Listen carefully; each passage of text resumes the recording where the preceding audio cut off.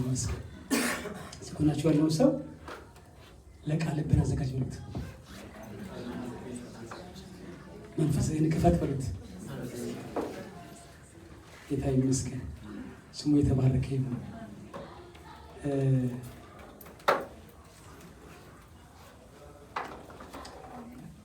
ባለፈው ሳምንት ጀምሮ ዛሬ እንጨርሳለን። ዕብራውያን 11 እናወጣለን። ዕብራውያን 11 አውጥተን እንጸልያለን። 11 ቁጥር 1 ጀምሮ አነባለሁ። ዕብራውያን 11 እምነትን ተስፋ ስለምናደርገው ነገር የሚያስረግጥ የማናየውንም የሚያስረዳ ነው።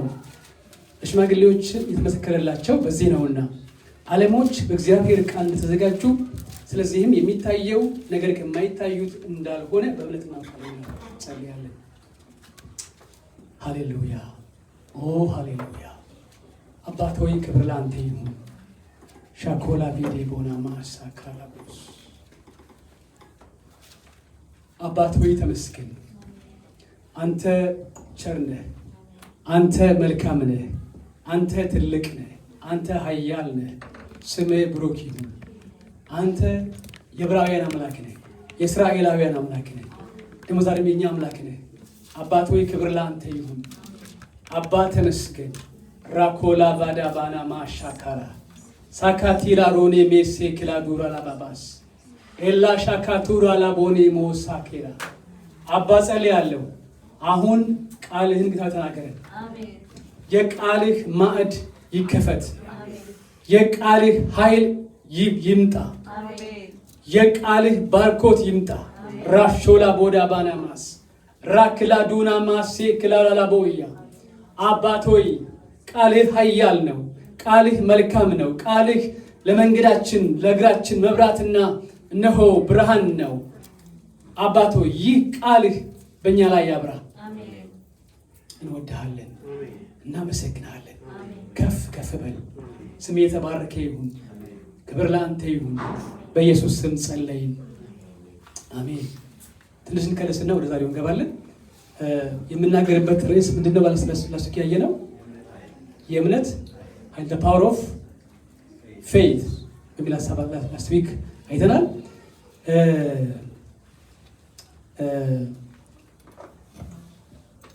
ትንሽ ለዕብራውያን መጽሐፍ ትንሽ ልበላችሁ።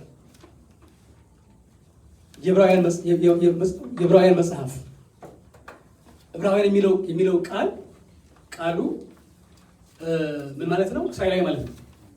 እስራኤላውያን አይሁዳውያን ወይም ደግሞ ዕብራውያን ይባላሉ። ስለዚህ ዕብራዊ ማለት ምን ማለት ነው? ሰርካል እስራኤላዊ ማለት ነው፣ አይሁዳዊ ማለት ነው። ስለዚህ ዕብራውያን ሲል እስራኤላዊ ናቸው። ማለትም በኢየሱስ ያመኑ አምነው ይዳኑ አይሁዳዊ ናቸው። ነገር ግን እነዚህ ሰዎች ከገጠማቸው መከራ የተነሳ ምን ጀምረዋል? ወደኋላ ማፈግፈግ ጀምረዋል። በዚህ ኬዝ ነው ጸሐፊው የጻፈላቸው። 13 ምዕራፎች አሉ መጽሐፉ። ስንት ምዕራፎች አሉ? 13 ምዕራፎች አሉ። የዕብራውያን መጽሐፍን ርዕስ ብንሰጠው 2 ቃል ነው። ኢየሱስ ይበልጣል የሚል ርዕስ ብንሰጠው ኢየሱስ ይበልጣል። ሴን ካልበሉኝ እስከፍ አድርጋችሁ ኢየሱስ ይበልጣል። ስለዚህ የዕብራውያን መጽሐፍ ርዕስ ብንሰጠው ይሄንን ነው የምንለው፣ ኢየሱስ ይበልጣል። ከምዕራፍ 1 እስከ 10 ድረስ ዳክትሪን ነው። ዳክትሪን ሲሆን ከ11 ጀምሮ ከ13 ድረስ ደግሞ ስለ ክርስቲያን ኑሮ ነው። ከምዕራፍ 1 እስከ 10 ድረስ ያለውን ምንድን ነው ማለት የምንችለው? ኢየሱስ ይበልጣል በሚል ሀሳብ እንይዘዋለን። ከምዕራፍ 1 እስከ 10 ድረስ ኢየሱስ ይበልጣል። 11 እስከ 13 ደግሞ ምንድን ነው? የክርስቲያን ኑሮ። ምዕራፍ 1 እና 2 ኢየሱስ ከመላእክት ይበልጣል የሚል ሲሆን ምዕራፍ 3 ደግሞ ኢየሱስ ከሙሴ ይበልጣል። ምዕራፍ 4 ኢየሱስ ከአሮን ይበልጣል። ኢየሱስ ከኢያሱ ይበልጣል። ምዕራፍ 5 ኢየሱስ ከአሮን ይበልጣል። 1 እና 2 ከመላእክት ይበልጣል። ምዕራፍ 3 ከሙሴ ይበልጣል። ምዕራፍ 4 ከኢያሱ ይበልጣል። ምዕራፍ 5 ከአሮን ይበልጣል። ምዕራፍ 6 ኢየሱስ የሚበልጥ ተስፋ ነው።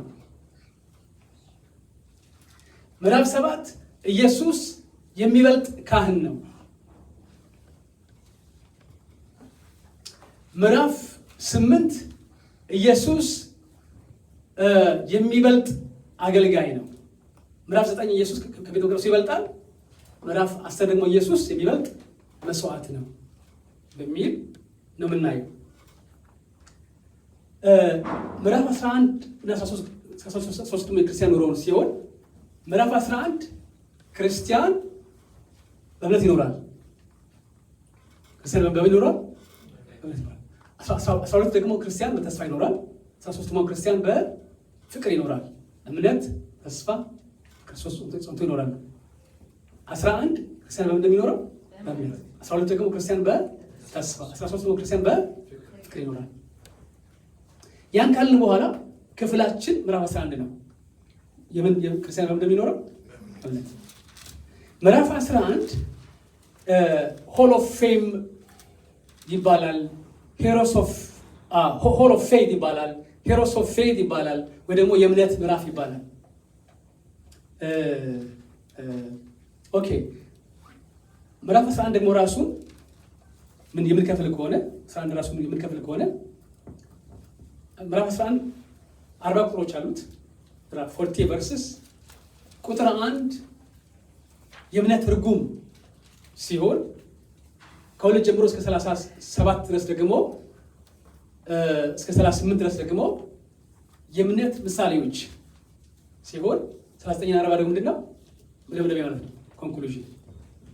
ኦኬ ይህን ካልኩኝ በኋላ ወደ ሀሳቡ እንመጣለን። እንግዲህ ቅድም እንዳልኳችሁ ይሄ ምዕራፍ ምን ይባላል? የእምነት ምዕራፍ ይባላል። የምን ምዕራፍ? ምክንያቱም በመጽሐፉ ውስጥ በምዕራፍ ውስጥ 23 ጊዜ ምን የሚል ቃል ተደጋግሟል? እምነት። ስንት ጊዜ? 23 ጊዜ እምነት ይላል። እንዲሁም ደግሞ 20 የሚሆኑ የእምነት ምሳሌዎች አሉ። እነ አብርሃም፣ እነ ይስሐቅ፣ እነ ያዕቆብ፣ እነ ሙሴ፣ እነ ኖህ 20 ናቸው። ኦኬ ጌታ ይመስገን፣ ስሙ የተባረከ ይሁን። አሜን ነው ወይ?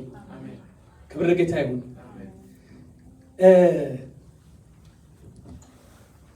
እምነት 3 ዳይሜንሽናል ብለናል ስንማር። ያለፈው እምነት፣ የአሁኑ እምነትና የወደፊት እምነት። ቁጥር 2 ላይ 3 ላይ እንደሚናገረው ዓለሞች ከሚታየው ሳይሆን ከማይታየው እንደተፈጠሩ በእምነት እናውቃለን ይላል። ሰማይና ምድር ሲፈጠር የነበረ ሰው የለም አይደል? ያየ ሰው የለም። አዳም ራሱ አላየውም። ስለዚህ ዛሬ እኛ በምን የምናውቀው? በእምነት። ስለዚህ ወደ ኋላ ሄደን የነበረውን ፍጥረት በእምነት ነው የምናውቀው። ደግሞ ዛሬ በየቀኑ ላለን ህይወት ምን ያስፈልገናል? እምነት። ወደፊት ደግሞ ስለ መንግስተ ሰማያት እምነት ያስፈልገናል። አሁን ተመልከቱ፣ ይቺ ምድር ስትፈጠር አላየንም። ደግሞ ወደፊት ወደ ሰማይና ምድር አላየንም። በምንድን ነው ሁሉ የምናውቀው? በእምነት። ስለዚህ ለክርስቲያኖች እምነት እጅግ በጣም ምንድን ነው? ወሳኝ ነው፣ ቁልፍ ነገር ነው። አሜን ነው ወይ? እምነት የእምነት ሰዎች ልንሆን ያስፈልጋል።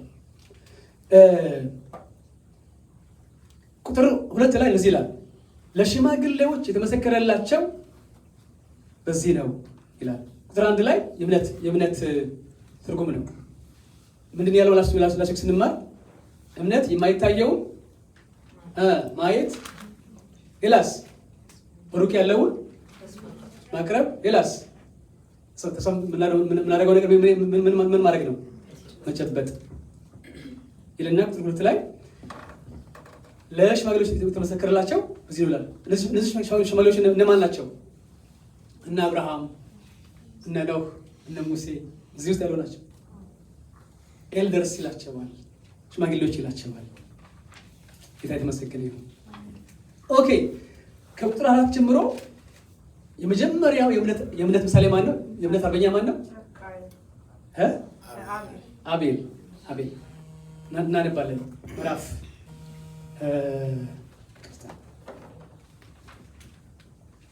ምዕራፍ 11 ቁጥር 4 ላይ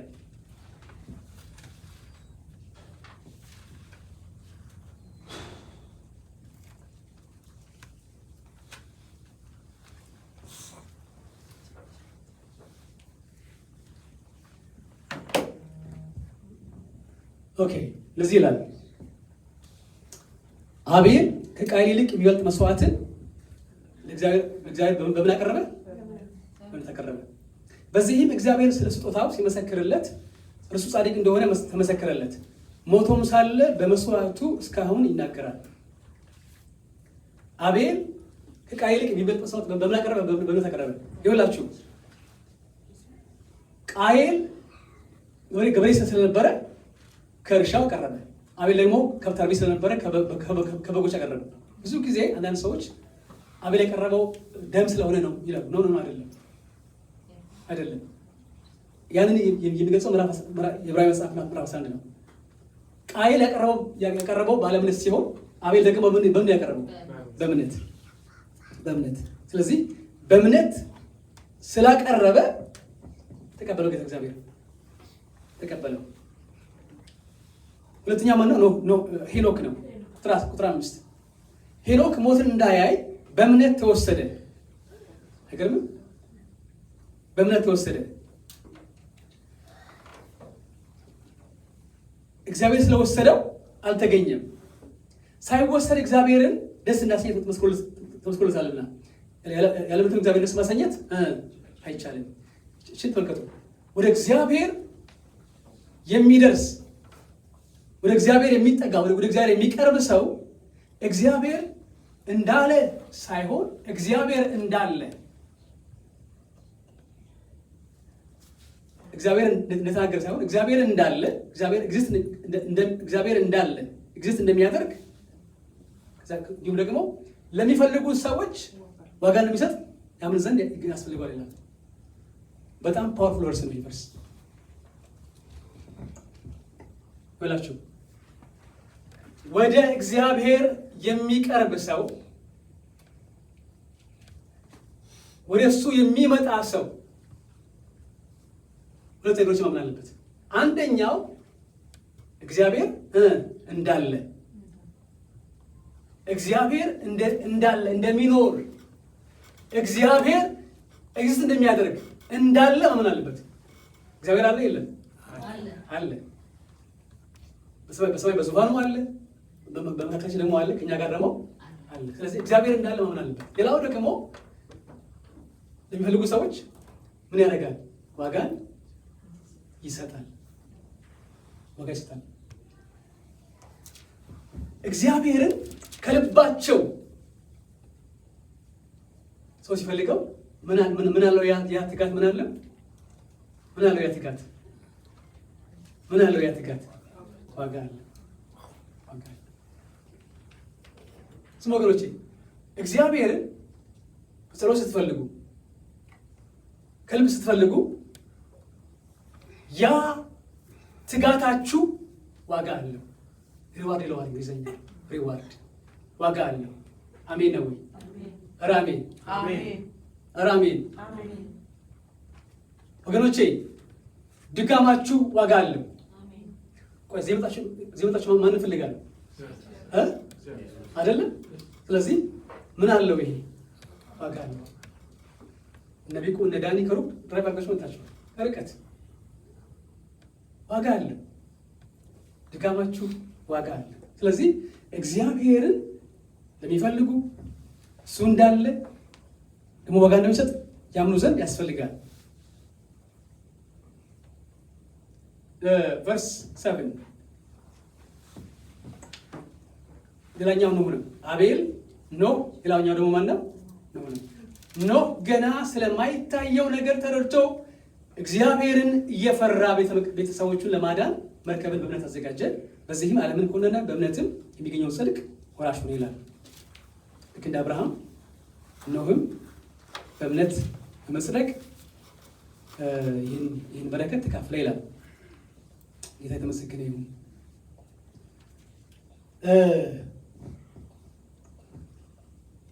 በዚያ ዘመን ዝናብ ዘንቦ አያውቅም። ዝናብ የለም። በዚያ ዘመን ዝናብ አይዘንብም። ግን መሬት ታበቅላለች። መሬት ያበቅላል። ፓፓያው፣ ፍሩቱ ምናምኑ አለ፣ ምግብ አለ። ግን ዝናብ የለም። እናም ኖህ መርከብ ስራ፣ ጥፋት፣ ውሃ ይመጣል ተብሎ ሲነገረው ዝናብ የሚባል የለም። ታይቶ አያውቅም። ዝናብ የለም ፈጽሞ። በረሃ ላይ መርከብ ሲሰራ ምን ይጠይቃል? ይሄ እምነት። ፍላድ ቀርቶ ዝናብ የለም አይታወቅም። ይሄ እምነት ይጠይቃል። እና 120 ዓመት ነው መርከብ የሰራ መርከብ እያዘጋጀ መርከብ እየሰራ 3 ፍሎር ነው መርከቡ። የኖ መርከብ እዚህ ጋር ምንድን ነው ታኪ ያለው ያንን በዚያ ተምሳሌት ነው። ሰዎች ሲያሾፉበት ሲስቁበት፣ እሱ ግን ያን ሁሉ ተጋፍጦ እየሰራ መርከብ እምነት እየሰራ አዘጋጅ ከቆየ በኋላ መጨረሻ ቀን ጥፋት ውሃ መጣ። ቤተሰቦቹ ገቡ። ዋው ዝናቡ እየዘነበ ምድሩን እየተለቀለቀ ሄደ። መርከቡ ተንሳፎ ወደ ላይ ወጣ ማለት ነው። ስለዚህ ኖህ ይህን ያደረገው በምንድን ነው? በእምነት ነው። ለኛው ደግሞ አብርሃም ነው። አብርሃም በርሴት አብርሃም የተባለው ይላል ርስት አድርጎ ሊቀበለው ወዳለው ስፍራ ለመውጣት በእምነት ታዘዘ። ወዴትም እንደሚሄድ ሳያውቅ ወጣ። ለእንግዶች እንደሚሆን በተስፋ ቃል በተሰጠው አገር በድንኳን ኖሮ ያን የተስፋ ቃል አብረውት ከሚወርሱ ከይስሐቅና ከያዕቆብ ጋር እንደ መጻተኛ በእምነት ተቀመጠ። መሰረት ያላትን እግዚአብሔር የሰራትን ከተማ ይጠብቅ ነበርና ተስፋ የሰጠው የታመነ ስለሆነ እንደሆነ ስለቆጠረች ሳራ ራሷ ደግሞ እድሜዋ እንኳ ካለፈ በኋላ ዘርን ለመጽነስ ኃይልን በእምነት አገኘች። ስለዚህ ደግሞ በብዛታቸው እንደ ሰማይ ኮከብ እንደማይቆጠር በባህር ዳር እንዳለ አሸዋ የነበሩት የሞተ ሰውን እንኳን ከመሰለው ከአንዱ ከአብርሃም ወለዱ ይላል። ጌታ የተመሰገነ ይሁን።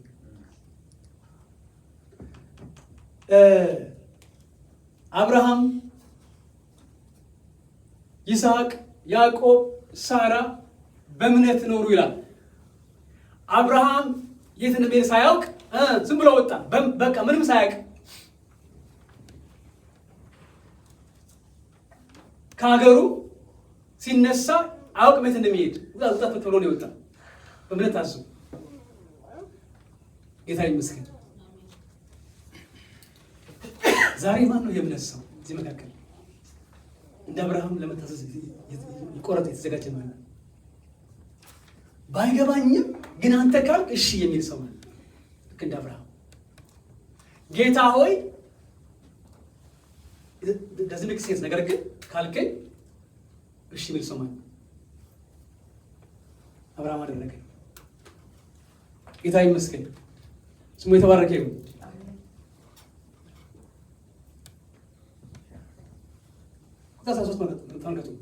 እነዚህ ሁሉ አምነው ሞቱ። በጥርጣሬ ከምትኖር አምነህ ብትሞት ይሻላል።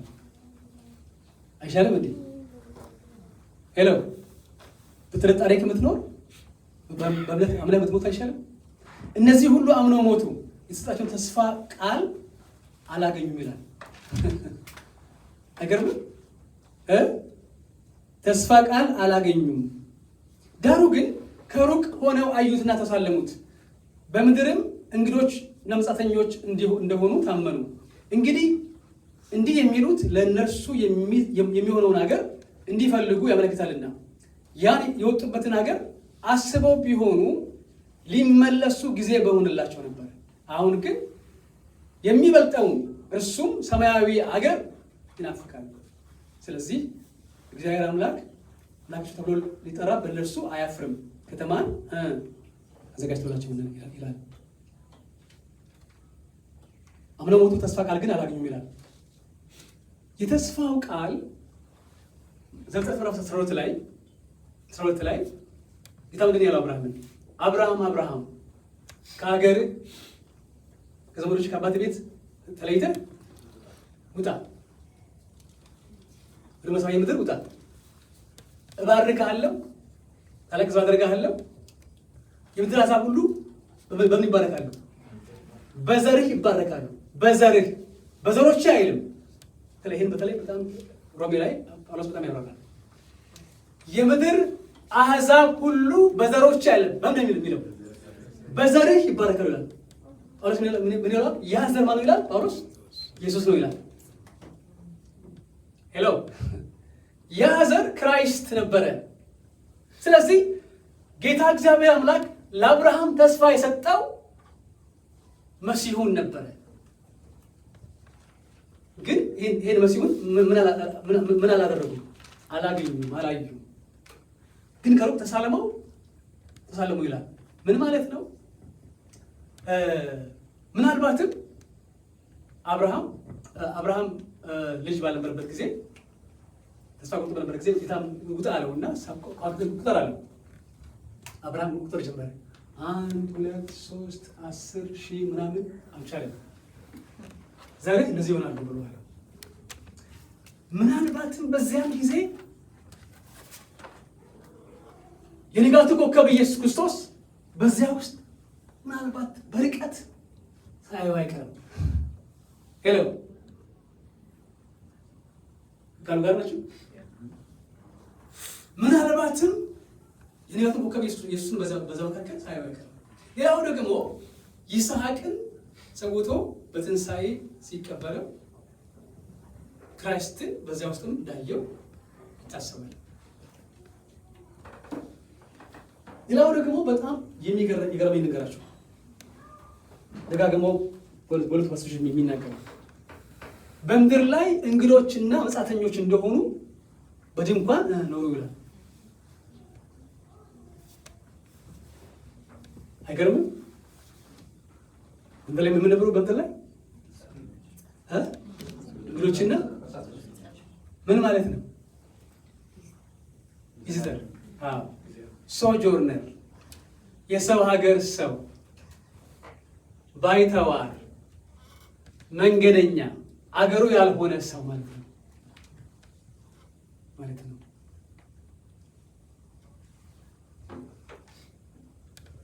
በመሆኑም በድንኳን ኖሩ ይላል። ለምን? የሚመጣ ከተማ ከፊት እያሰቡ እያዩ በድንኳን ኖሩ ይላል። ጌታ ይመስገን።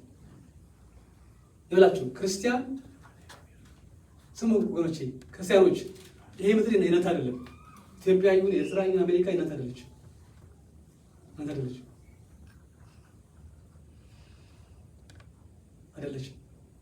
ስለዚህ እዚህ እንደዚህ ጋር ትኑሩ።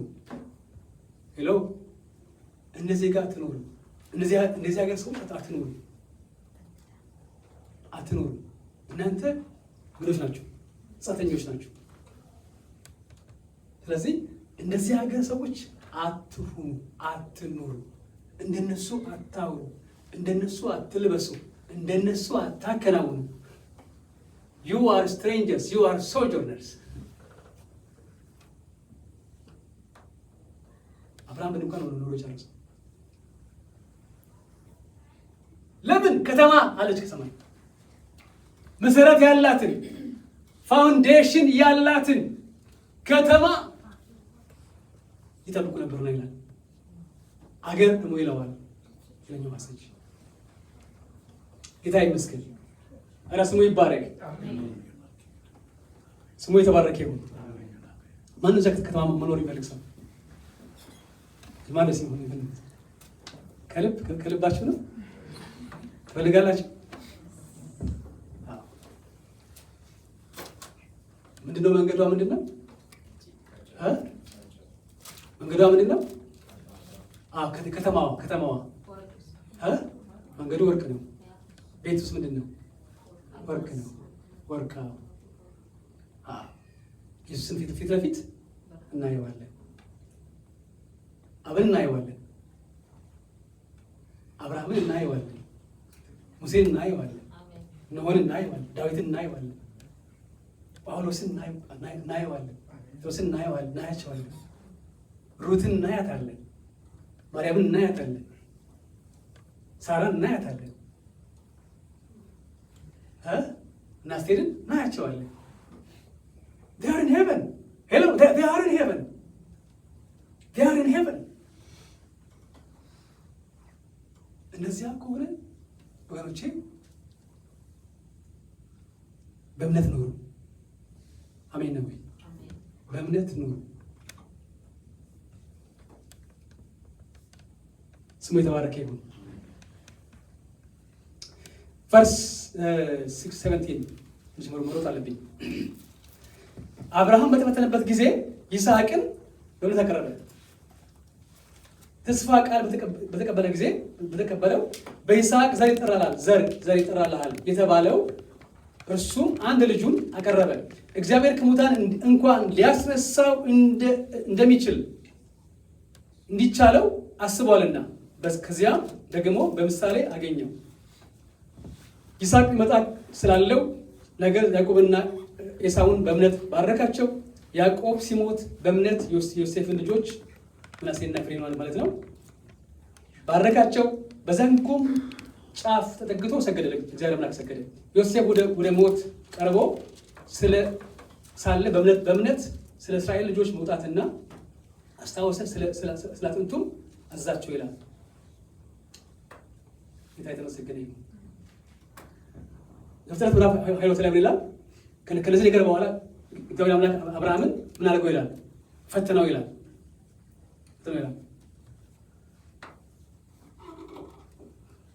አብርሃም አለው፣ አብርሃም እነሆኝ አለሁኝ አለ። የምትወደውን አንድ ልጅ ይስሐቅን በመሳይ ተራራ ወስደህ ሰዋልኝ አለው። አይገርምም? አብርሃም ለይስሐቅ የጠበቀው ስንት ዓመት ነው? 25 ዓመት የጠበቀው። ከ25 ይርስ በኋላ ያገኘውን የተስፋ ቃል ልጁን ምን አድርጋለሁ? ሰዋልኝ አለው። አብርሃም ያን ድምፅ ያውቀዋል። እንዴት ነው ጌታ እግዚአብሔር ለምን እንደዚህ ይላል ብሎ አላለም። እሺ አለ፣ ታዘዘ። ለሳራ ግን የነገራት አይመስለኝም።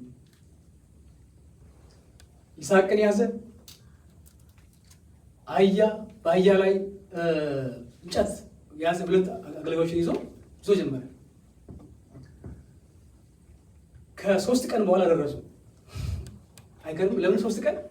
አንደኛ የትንሣኤው 3 ቀን መስቀል ላይ መቃብር ላይ፣ ሌላኛው ደግሞ ያ 3 ቀን ምን እንዲያደርግ ጊዜ እንዲያገኝ አስቦ አይቀር ብሎ እንዲመለስ ይችላል። he has time to not offer Isaac። ከርቀት አየ። ከ3 ቀን በኋላ ወደ ተራራ ላይ እዛ ጋር ላይ ያቀርባል። ከዛ አገልጋዮቹን አለ እናንተ ካየው ጋር እዚህ ቆዩ፣ እኔና ልጄ እግዚአብሔር ሰግደን እንመጣለን አለ።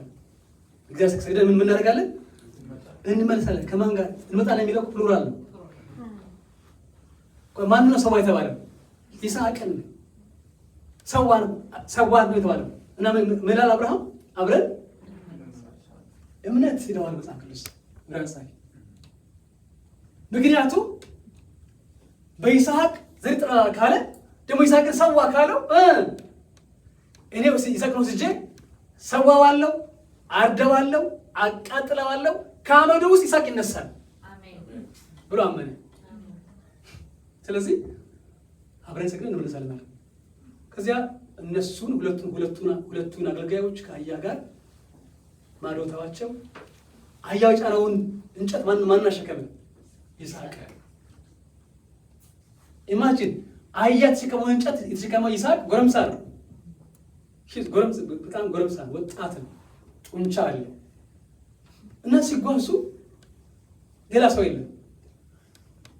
እንጨቱን ይስሐቅ ይዟል፣ ቢላዋውንና እሳቱን አብርሃም ይዞ። ግራ ገባው አይዛክ። ብዙ ጊዜ አብረው ሄደዋል ለመሰዋት። ብዙ ጊዜ ምንድን ያለው በግ ወይ ደግሞ በሬ ምናምን አለ። በዚህ ሳምንት ደስ ነው እንትን የለም።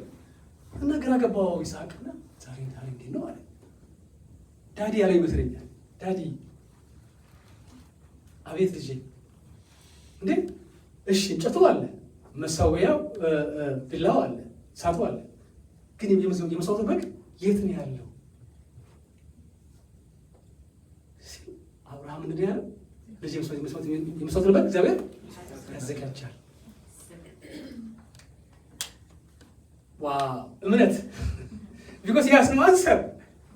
He has no other answer.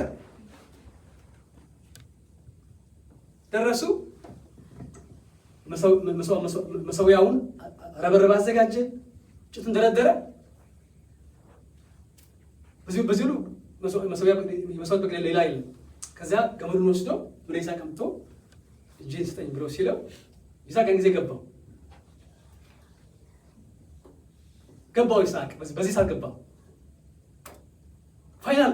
ፋይናል እንትን ላይ ሁሉ ነገር ካለቀ በኋላ እሳቱ እየነደደ ነው ያለው። ተዘጋጅተዋል። ገበዳ አምጥቶ ጄስ ብሎ ሲለው ገባው ይስሐቅ። ወዲያ ሂድ አባቴ ጃጅቷል ብሎ ገፍትሮ ሜስ ይችል ነበር። ምን አደረገ? ታዘዘ። ልክ በዚህ መልክ ኢየሱስም አባቱን ታዘዘ። ይችል ነበር አልፈለግም፣ ግን ምንም ታዘዘ። አያችሁ እምነት ምን ይፈጥራል? መታዘዝን ይፈጥራል። እምነት ካለ ታዘዝ። ለምን? እምነት መታዘዝን ይወልዳል፣ ይፈጥራል። ጌታ ይመስገን። ስለዚህ አብርሃም ይስሐቅ ታዘዘ። እሺ አለ። እጁን ሰጠ፣ አሰረው፣ እጅግሩን አሰረው እንዳይፈራገጥ አስተኛው። እንጨቱ ላይ እሳት ገና አልለኮሰም። አስተኛው። ከዚያ በኋላ ቢላውን አነሳ። ሊያርደው እኮ ነው። አብርሃም ጨክኗል። አብርሃም ወስኗል። አብርሃም ቆርጧል። ማንን? አንድ ልጁን ይስሐቅ ሊሰዋ። ቢላው አነሳ ሊያርደው። ከዚያስ ካረደው በኋላ ደሙን አፍስሶ መስዋዕት ደሙ ሲፈስ ነው። ከዚያ በእሳት ደግሞ ያቃጥለዋል እና ቆሞ ያያል። እንግዲህ በሱ እንትን ነው። ይስሐቅ ነዶ አመድ ከሆነ በኋላ ከአመድ ውስጥ ደስተኛ ይስሐቅ ራሱ ምን ይሆናል? ይወጣል ብሎ አመነ።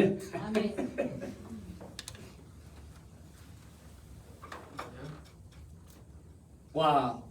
አሁን በእውነት እንደው አንድ ልጅህን ቀርቶ የምትወደውን ፔይቼክ ስጥ ብትባል ማን ነው የሚሰጥ? በእውነት ልጅ ታው ይሄ ነገር ስጠኝ ብሎ ቢጠይቅ ከባድ ነው። የምትወደውን የአንገት ወርቅ ስጠኝ ብሎ ጌታ ብሎ ቢል ከባድ ነው። ግን ሉክ አብርሃም የእምነት አርበኛ የእምነታችን አባት ይሁን አብርሃም ታዘዘ፣ ጨከነ። ለምን? ከእሱ አይበልጥም። እሱ የሰጠኝ እሱ ከፈለገ ልስጠው። ልክ ቢላውን የሰቀበት ሲል በዚያ ፍጥነት ከሰማይ ድምፅ መጣ። አብርሃም አትንካው፣ ልጅህን አትንካው። ከልጅ ይልቅ እንደምትወደኝ አይቻለሁ፣ አትንካው። ዋው! ወገኖቼ ጨክኑ፣ በጌታ በሱ ጉዳይ ላይ ጨክኑ። ሚስትም ልጅም ማንም አይበልጥም። ጨክኑ በሱ ጉዳይ ላይ። በመካከላቸው ማንም አታስገቡ። ማንንም ሚስትም ልጅም ማንም ጓደኛ፣ ወንድም፣ እህት ማንም ሊገባ አይገባም። አሜን ነው ወይ? ቁጥር 23 ሙሴ ተወለደ በኋላ ወላጆቹ ያማረ ሕፃን መሆኑን አይተው በእምነት 3 ወር ሸሸጉት። የንጉሥንም አዋጅ አልፈሩም። ሙሴ ካደገ በኋላ የፈርዖን የልጅ እንዳይባል በእምነት እምቢ አለ። አይገርምም? ከግብፅ ብዙ ገንዘብ ይልቅ ስለ ክርስቶስ መነቀፍ እጅግ የሚበልጥ ባለጠግነት እንዲሆን አስቧልና ለጊዜው በኃጢአት ከሚገኝ ደስታ ይልቅ ከእግዚአብሔር ሕዝብ ጋር መከራ መቀበልን መረጠ። ብድራቱን ትኩር ብሎ ተመልክቷልና የንጉሡንም ቁጣ ሳይፈራ የግብፅን አገር የተወው በእምነት ነበር። የማይታየውን እንደሚታይ አድርጎ ጸንቷልና አጥፊው የበኩሮች ልጆች እንዳይነካ ፋሲካንና ደም መርጨትን በእምነት አደረገ። በደረቅ ምድር እንደሚያልፍ በኤርትራ ባህር በእምነት ተሻገሩ። የግብፅ ሰዎች ግን ሲሞክሩ ተዋጡ። አያችሁ፣ እምነት ሙከራ ሳይሆን ምንድን ነው? እምነት ነው። እምነትና ሙከራ አንድ ናቸው። የሚሞክር ሰው እምነት የለውም። እስቲ ነገር ልሞክር ካላችሁ ምን የለህም? ምን የላችሁም? እምነት ግን ያለው ሰው ምን ያደርጋል? ይሄን ነገር አድርግ ነው የሚለው። ሲሞክሩ ተዋጡ። ቁጥር 30 የኢያሪኮ ቅጥር 7 ቀን ከዞሩበት በኋላ በእምነት ወደቀ። ጋለሞታይቱ ረዓብ ሰላዮችን በሰላም ስለተቀበለቻቸው ከማይታዘዙ ጋር በእምነት አልጠፋችም። ኦኬ። ስለዚህ ሙሴ እስራኤላውያን ደግሞም ረዓብ በእምነት አከናወኑ አደረጉ። ቨርስ 32 ተመልከቱ። እንግዲህ ምን እላለሁ? ስለ ጊዲዮንና ስለ ባርቅ፣ ስለ ሳምሶንም፣ ስለ ዮፍታሔም፣ ስለ ዳዊትና ስለ ሳሙኤል፣ ስለ ነቢያትም እንዳልተርክ ጊዜ ያጥርብኛል።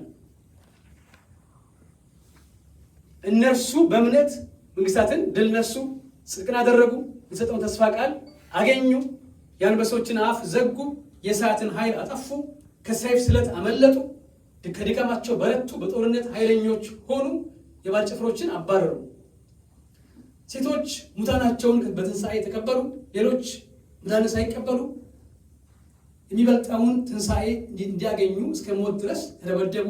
ሌሎችን በመዘበቻ በመሆንና በመገረፍ ከዚህም በላይ በእስራትና በወህኒ ተፈተኑ። በድንጋይ ተወግሮ ሞቱ፣ ተፈተኑ። በመጋዝ ተሰነጠቁ፣ በሰይፍ ተገድለው ሞቱ። ሁሉን እያጡ መከራን እየተቀበሉ እየተጨነቁ የበግና የፍየል ሌጦ ለብሰው ዞሩ። ዓለም አልተገባቸውምና በምድረ በዳ እና በተራራ በዋሻና በምድር ጉድጓድ ተቅበዘበዙ ይላል።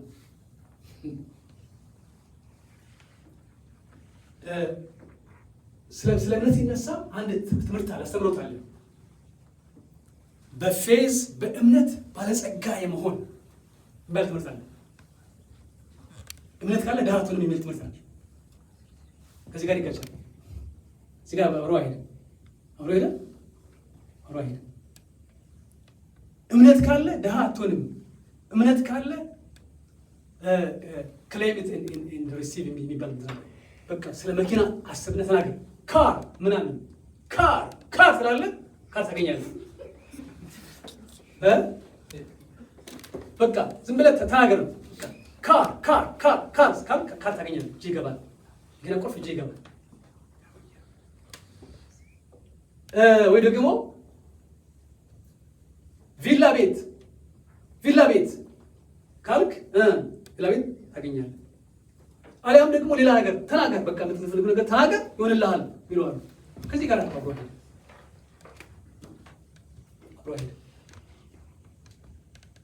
እምነት ኖሯቸው የእምነት አርበኞች ጀግኖች ሆኖ እያሉ ነገር ግን ሁሉን እያጡ መከራ እየተቀበሉ ቆዳ ልብስ አጥተው የበግ ቆዳ ሌጦ ለብሰው ተቅበዘበዙ ይላል። ማደሪያ አጥተው ተንከራተቱ ይላል። ጎጆ መጠለያ አጥተው ጫካ ለጫካ ተንከራተቱ ይላል። ምግብ አጥተው ተንከራተቱ ይላል። ተራቡ ይላል። ተጨነቁ ይላል።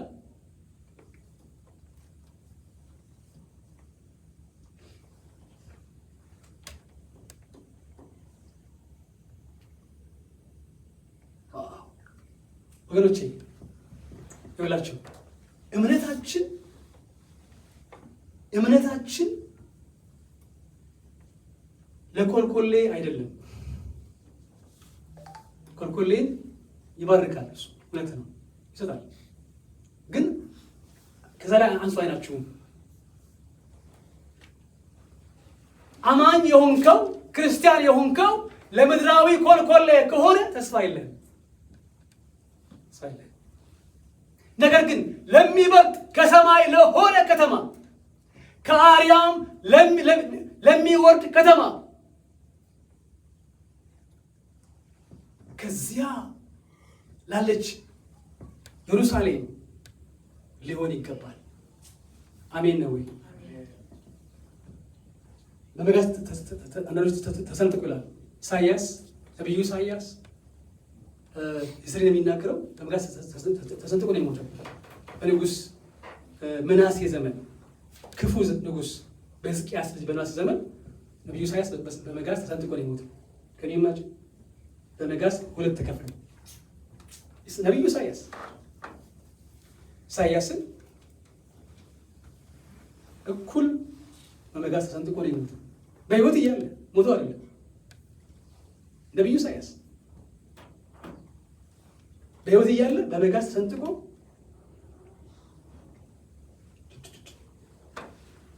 ያለ ጭንቅላቱን ከሁለት ከፍሎ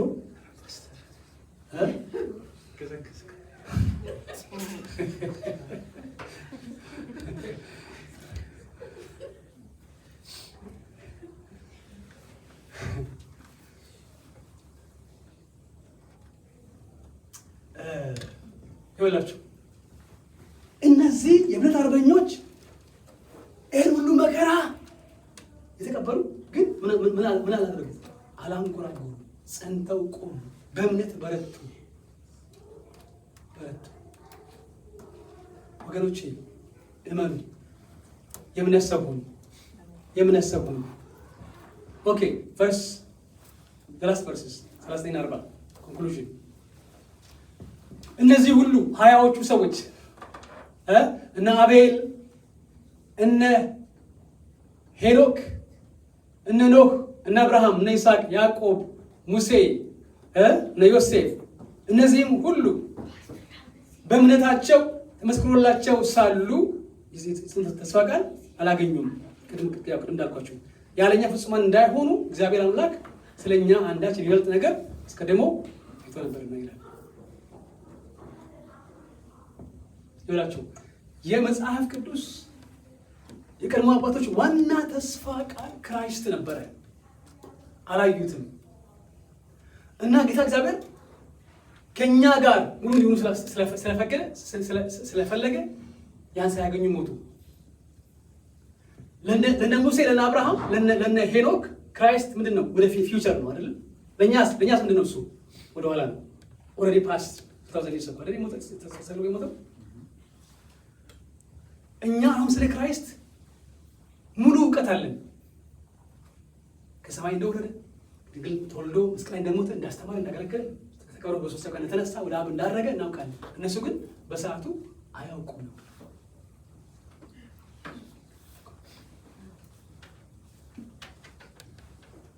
ጌታ ይመስገን፣ ስሙ የተባረከ ይሁን። እና በዚህ ምክንያት እነሱ ስለ መሲሁ ስለ ክራይስት ሙሉ ብርሃን አልነበራቸውም። እኛ ዛሬ ግን ሙሉ እውቀት አለን። ስለዚህ ካለኛ ፍጹማን እንዳይሆኑ አደረገ ይላል። ዋው! ይሄን አይታችኋል? ሉክ ያለነው ዕብራውያን ላይ ነው። ዕብራውያን 11 ላይ ነው ያለነው። አልሞት ጨርሰን ያለነው ቁጥር 39-40 ደግሜ ያነበዋለሁ። እነዚህም ሁሉ እና አብርሃም ድምቅት ይዘርዝሩ 20ዎቹ ሰዎች እነዚህ ሁሉ በእምነታቸው ተመስክሮላቸው እያሉ የሰጠውን ተስፋ ቃል አላገኙም። አይገርምም? ያለኛ ፍጹማን እንዳይሆኑ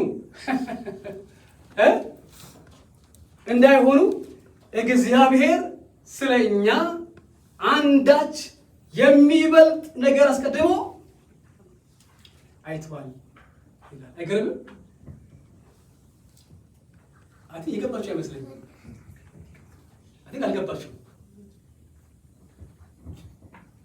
ቅዱስ እግዚአብሔር ከአብርሃም ይልቅ ከኖህ ይልቅ ከሄኖክ ይልቅ ከይስሐቅ ከሙሴ ከዮሴፍ ይልቅ ስለኛ የሚበልጥ ነገር አይቷል። ያ ማን ነው? ክራይስት። አብርሃም በዘመኑ ሁሉ ኢየሱስ ብሎ አያውቅም። ሙሴ በዘመኑ ሁሉ ኢየሱስ ብሎ አያውቅም። ያን ሁሉ ራእይ ያየ ሙሴ ኢየሱስ ብሎ አያውቅም። ሄሎ ኖህ ብሎ አያውቅም። አሪና እናንተ ግን ኢየሱስን ብለን እንጠራዋለን። ይህን የተቀባ ስም እንጠራዋለን። ክብር ለማን ይሁን?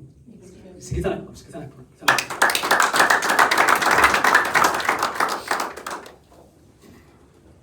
ልጨርስ። ወገኖቼ ዘመናችን የኢንፎርሜሽን ዘመን ነው። የዜና ዘመን ነው። ዜና ሁሉ ወሬ ሁሉ ምን ያመለክ ነው? የሚያስፈራ ነው። ስለዚህ ህይወታችሁ በዜና ላይ ከሆነ በፍርሃት ይሞላል። የናተቱ ያልኩኝ እኮ አይደለም። ነገር ግን ይወላችሁ ከላይ የሆነውን የሚበልጠውን